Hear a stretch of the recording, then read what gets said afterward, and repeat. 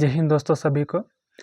భారత రాజ్యాంగంలోని 7వ షెడ్యూలు కేంద్ర రాష్ట్రాల శాసన అధికారాల పరిధి గురించి 3 జాబితాల్లోని అంశాల గురించి వివరిస్తుంది.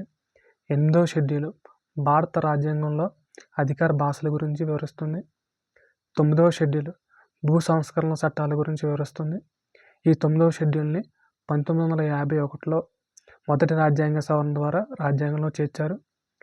ఈ షెడ్యూల్లోని అంశాలపై న్యాయ సమీక్ష జరిపే అధికారం లేదు.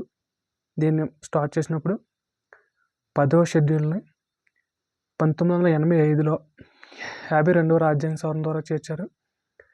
పార్టీ ఫిరాయింపుల నిషేధ చట్టం గురించి ఈ 10వ షెడ్యూల్ అనేది వివరిస్తుంది.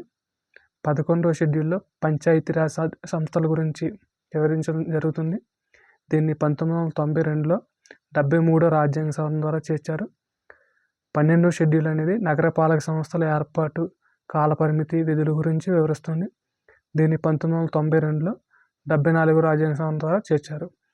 మనం 8 షెడ్యూళ్ళు మొదట్లో ఉన్నవి 9, 10, 11, 12 ఇవి రాజ్యాంగం ఏర్పాటైన తర్వాత మనం వీటిని బట్టి మనం కల్పించుకున్నాం అన్నమాట. Thank you.